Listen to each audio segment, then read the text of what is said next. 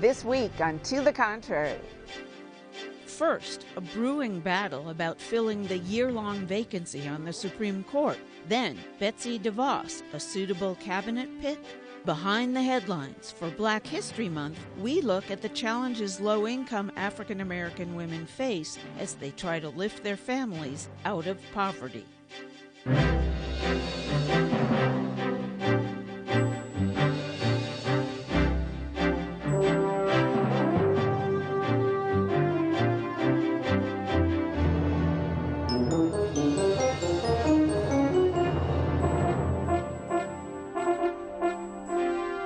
Hello, I'm Bonnie Urbay. Welcome to the Contrary, a discussion of news and social trends from diverse perspectives. Up first, increasing political tension.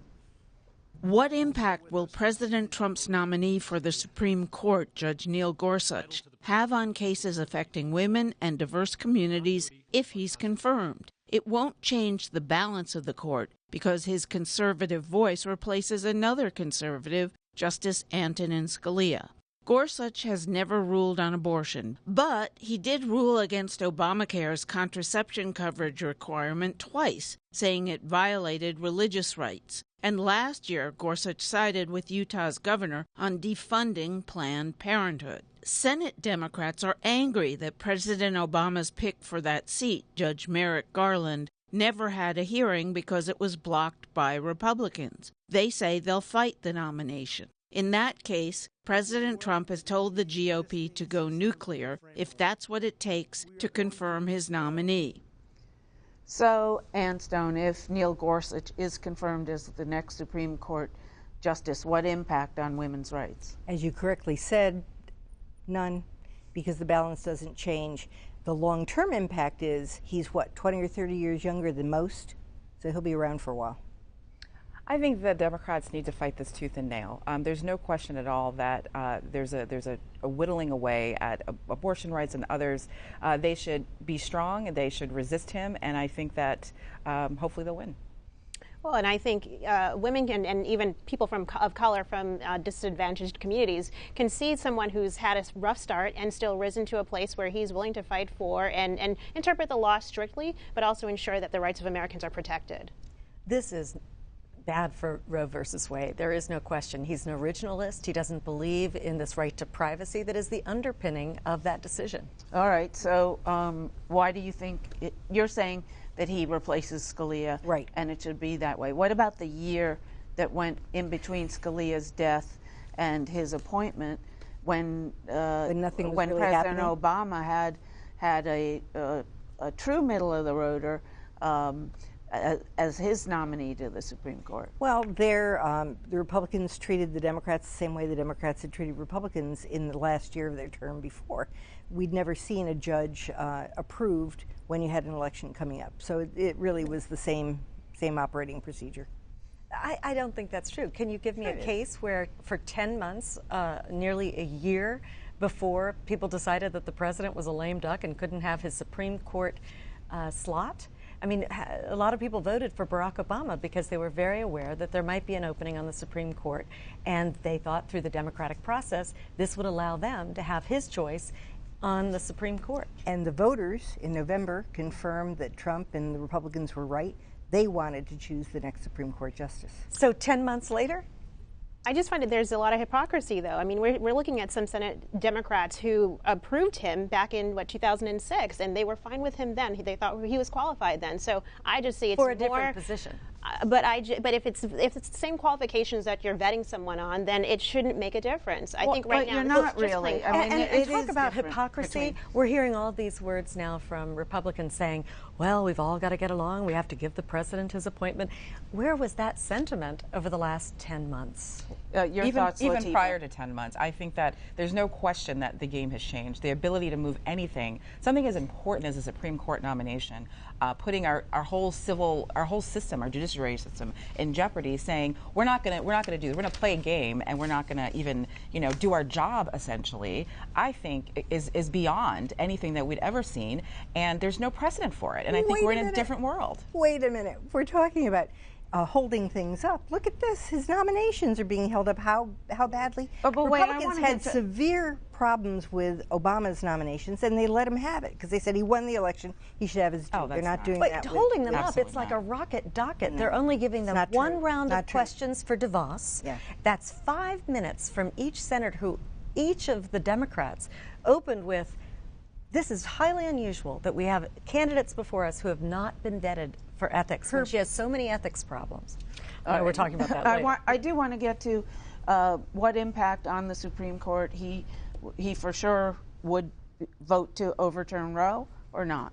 I don't think we know for sure. We assume, but David Souter, Sandra Day O'Connor, you never know. Yeah, I mean, I agree. I think it's too early to say exactly what he's going to do with Roe versus Wade. But is that the only issue that we care about? I mean, I think that there are other things around overregulations that he may be a champion for. Even when it comes to criminal justice reform, I think we can see that he's willing to defend the rights of Americans over necessarily added government overreach. I think that there are a lot of indications that we have a lot to worry about, and it goes beyond Roe v. Wade, and we know that how he stood in the Hobby Lobby case. I believe that there are a lot of other privacy issues and civil rights issues that are on the table beyond just abortion. But again, the party knows that this is the core fundamental values of their constituency, and they've got to push back. You say Democrats should go all the way on this one, but when and if they do, Mitch McConnell can just change the rules on the on how they, block nominees, and then they have no power because they are in the minority.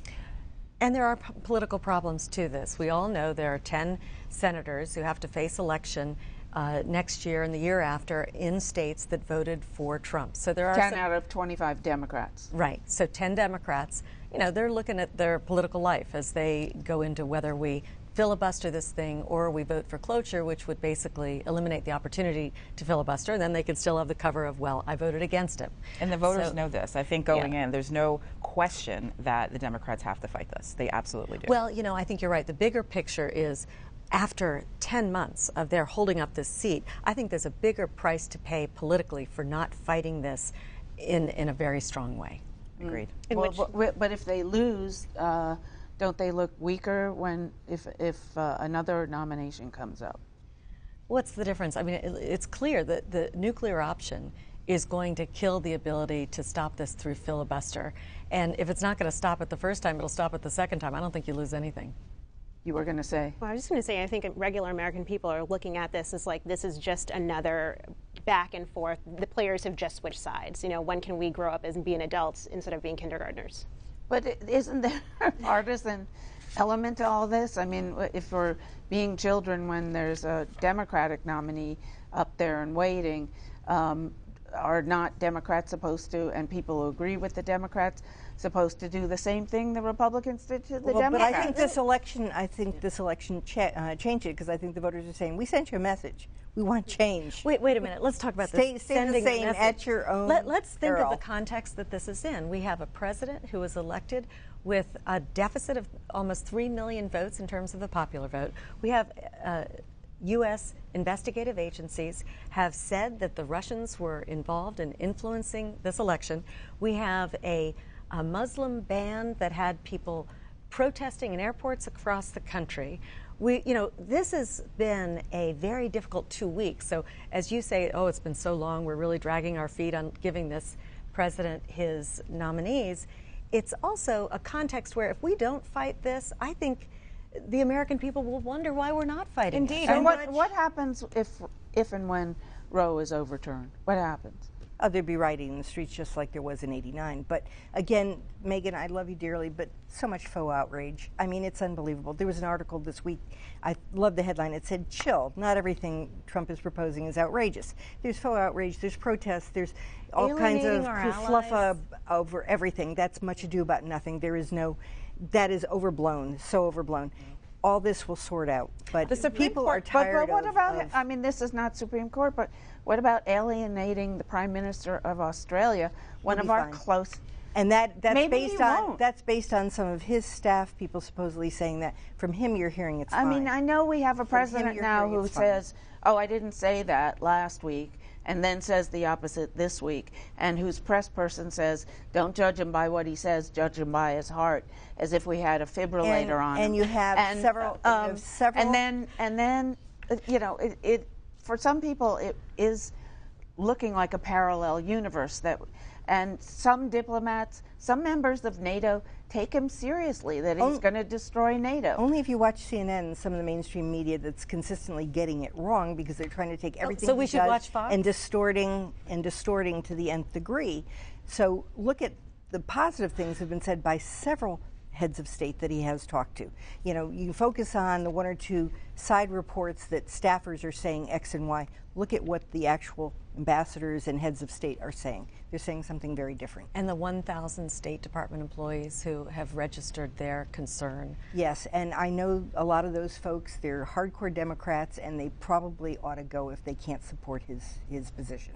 All right, let us know what you think. Please follow me on Twitter at Bonnie or Beyer, at To the Contrary. From the Supreme Court to the President's Cabinet.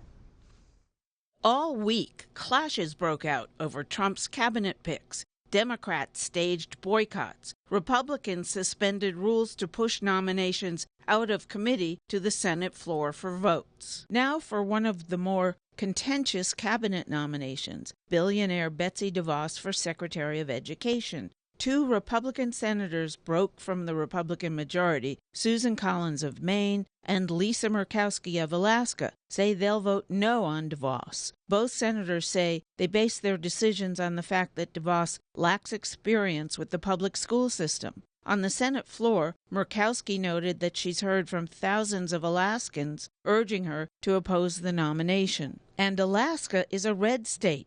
But Republicans were still confident about DeVos's confirmation because the two defectors create a 50-50 tie in the Senate. Vice President Pence would become the tie-breaking vote, making it the first time a vice president has been the deciding vote on a cabinet nomination. Is it any surprise to anybody that the two Republicans who are opposing DeVos are women? And there was another one, Deb Fischer from Nebraska, who at first thought about not voting for her, and but now it's up to the senator from Pennsylvania if he will cross over. You know, what's going on? Well, I think that, you know, you often see Lisa Murkowski and Susan Collins are a little more moderate. As far as Pat Toomey is concerned, I tried calling his office this morning. I mean, the phone lines have clearly been jammed there. I don't know that there's any hope that he will actually change his position, which he's made pretty clear. I'm not surprised, though, that it is women. I think the problem with this nomination, not only is it her lack of experience with education in any real way, other than as an investor in these private schools, K through 12 for one, and then on the other side, she's invested in companies that have provided the debt financing for these students that are often left without a job and a big debt. So especially given the fact that we've had no ethics vetting and sign off on this particular nominee, I cannot believe there aren't more Republicans who would be concerned about what they're voting for. She had her paperwork in early. Everything's been dragged out because they were hoping that the teachers' unions would have time to organize against her, which they've done effectively. I'm very sorry that Susan and Lisa decided to take the position they did. I've worked with them on a lot of different women's issues. They've been big supporters generally of stuff that I've been involved in, and I think the pressure was too much. I'm hoping to actually talk to both of them. In terms of getting Toomey, ain't going to happen. If he was up for re-election, might have had a shot. He just got re-elected in a very tough race, which he owes a lot of to the party and to Trump, so he's not going anywhere, and that was their last hope. I think this is an example of people really coming to common sense. I think that, you know, there are probably a lot more people who would vote against her if for not other political considerations. It's really hard to not look at the facts, and even proponents of charter schools who are on the other side who don't think that she is appropriate and think that people who are very much in the business of charter schools and privatization Eli Broad, in California Broad, who say she would be a disaster. And so there are, I'm sure, several candidates out there who have experience in the system, who have an investment in public education and can at least articulate what that investment is. I think that. And speaking of investments, she invested invested $55,000 in Pat Toomey in a prior election last year. Did you hear about the GoFundMe? No. Some Democrat has said, she bought the vote, so let's buy it ourselves. So it's up to $26,000. Yes. Just to buy Democratic money? Yeah. So the goal is 50. Silliness. It's silly, but it's silly. Yeah, but it's silly, but isn't this the swamp that was supposed to be drained? Exactly. Well, that's now becoming an ocean? Yes, and she would be somebody who would pull the plug. I mean, the point with Betsy No, DeVos... wait, Can I finish my point? Yes. Finish my point? Thank you. Betsy DeVos is a woman who, very wealthy, very successful businesswoman, could have sat back and done none of this. And she is all her life dedicated to trying to improve education, especially for low-income kids. That's why she's been behind the charter and the school choice initiatives. She cares very deeply about education that benefits children even more than public sector teachers. Well, what about her private holdings that'll benefit from decisions she would make as education secretary? It's going to be up to the ethics people to decide what she has to do to put that in a blind trust or keep her from benefiting. That's a separate issue. But the point is, the woman's heart is in the right place. She cares deeply about the children. It's about the children. You know, I mean, there are lots of communities who are saying, we have had folks who are pushing for public school education as is for a very long time, and look at the results on our kids, particularly kids of color. I mean, 15 out of 20 black students graduate from high school compared to, 18 or 19 out of 20 white students. You know, so our education system has been failing a lot of communities. And if someone is going to come in and disrupt what is the status quo, then I think people are open to it. And I think that's why her passion is genuine and welcome. We're out of time on this topic. Sorry. Behind the headlines. We begin our Black History Month coverage with a look at the challenges poor African American women face as they work to lift their families out of poverty. One woman studying the issue says the challenge is daunting. In her new book, Abandoned Families, she examines how the combination of housing foreclosures, poor educational institutions, and limited job opportunities combine to prevent African American women from succeeding. People who have low incomes are living off of the system, whatever the system is, aren't working, aren't trying to better themselves. And what I'm trying to show is that, not only is that not true, people are actively engaged in all sorts of different activities to try to better their situation. In her book, Abandoned Families, public policy expert Kristin Seefeldt shows how African American women lack access to opportunities that traditionally promote upward mobility. Seefeldt followed 45 women in Detroit for 6 years and found that institutions developed to help them often did more harm than good. We've historically thought of things like higher education as, sort of the real one tried and tested ladder, of upward mobility. We've also thought of, home ownership as, the kind of key building block of wealth and assets for households in this country.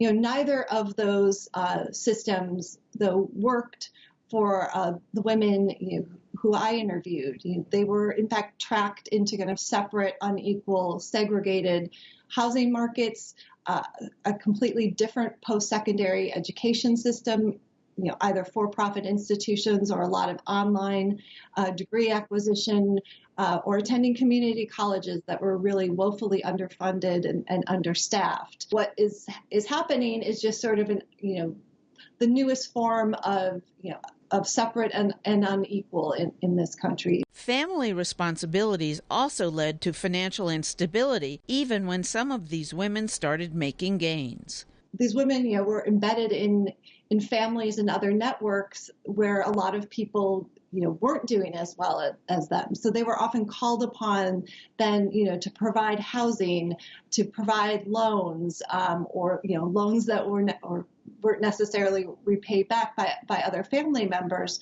So when their income rose, it it's not as if they necessarily were able to experience all the benefits of that. They then became providers of help to other people in their family. Seefeldt says the systems and institutions set up to help people move out of poverty are failing and abandoning the very people they were supposed to help. She says more regulations are needed to protect consumers from predatory lending practices for home and school loans. But she recognizes many of her recommendations are in direct opposition to President Trump's priority of job creation. Also talk about, just increasing people's wages and providing more employment stability. I don't know how this will go in the current political environment. There are a set of folks who've proposed baby bonds, which would be savings accounts for every child who is born into a low wealth household. And this would, in effect, it would benefit a lot of families of color who don't have access to the kind of assets that a lot of white families, even white families with lower income, have. And this would be a way to at least establish a baseline of wealth building and asset accumulation for the future. Seefeldt also argues if someone's income falls below the poverty line, there is a need for a more robust safety net that isn't so difficult to access. We can say, take personal responsibility as much as we want, but, until the systems of opportunity actually function, no amount of pulling yourselves up by your bootstraps is going to work. Latifa Lyles, is she right? And you just came out of a job as director of the Women's Bureau at the Labor Department. Well, I think there are definitely I agree with her on the status and the fact that things need to change. For sure, if we start with the education system, we know that more African-American women go into community colleges. We also know that more African-American women, compared to any other cohort, don't graduate from college as well. And so there's a leaking pipeline. Not more than African-American men? Compared to their female cohorts and other ethnicities. Right. Okay. So essentially, you have women who have the will and they have the energy to do these things, but they're not succeeding. And so what are the pressure points that we need to address through perhaps regulation, but also what kind of investment are we really making in these systems? And obviously, when we go to the training and public school program, one of the things that I think we don't talk about a lot is where are these women being steered to? What kind of programs? Are they being steered to higher paying careers or programs that will yield them a higher paying career, or are they steered into the lower paying training opportunities? And we know that that's a major problem. A lot of women and women of color, when they show up for a training program or they show up for a job center, they're told, you need to take this job or you need to go into cosmetology, which is a huge decision that a lot of women make and end up, having lots of debt because of private institutions, and they can't support their families. On the other side of it, there are so many of these women who are supporting families. We know that African American women have the highest labor force participation rate than any other group. And that has been the case for years and years and years. So what's happening, they're trying to make ends meet, they're going to school, they're supporting their kids, and then something goes wrong. And so what do we do if you were in a training program or even a job to make sure that you can afford childcare, you can stay home and be sick, your child is sick or you're sick, and know that you're not going to lose your job or you're not going to lose your credits or you're not going to be kicked out of your program because you have family responsibilities. And I think that's going to be where the real policy test is in this next administration. I agree with a lot of what you just said about the struggles that black women face especially in this economy. Now, what I think is the challenge is that education piece, and what are the right skills in education to get to the jobs that either they want to go into or the jobs that are going to be around for a while. I think, and you've probably studied this more, but automation is eliminating a lot of the low-skilled jobs that particularly black women end up find themselves in, trying to support their families. So as we see a change in the economy, how are we preparing women for what's coming? And then at the state level, I love to talk about occupational licensing, because you talked about hairdressers and cosmetology, but there are high barriers for people to get into occupations like that, a florist, a hair designer, EMT. And while you're trying to balance raising your kids and helping your family, you don't have the time or money. Quickly, Megan. Although I would like my EMT to be certified. There's some things I think you need a little certification for. But it reminded me of the book J.D. Vance wrote called Hillbilly Elegy. And I think that you're absolutely right. It's automation has converged with a changing economy and trade and some other things to eliminate all these jobs. And it's not their imagination, that they are stuck, and we have got to figure out a way to help them out of it. And I think the Obama administration did some things like this gainful employment test for colleges to see if, is this deal you're offering really a deal? So 30 seconds left. Well, while I agree with much of what's been said, this makes me so sad. And the failure of the Great Society that took minority families and destroyed them and broke them apart and put women in this position. Marriage was an economic bind in years past. That's been broken. That bond's been broken. We can't go through. Yeah, I know. I know what you're getting to, it's but very we don't sad. have time to get there. That's it for this edition. Please follow me on Twitter and visit our website, pbs.org/to the contrary. And whether you agree or think to the contrary, see you next week. Finish it now. I was also going to throw in fingers, take them all.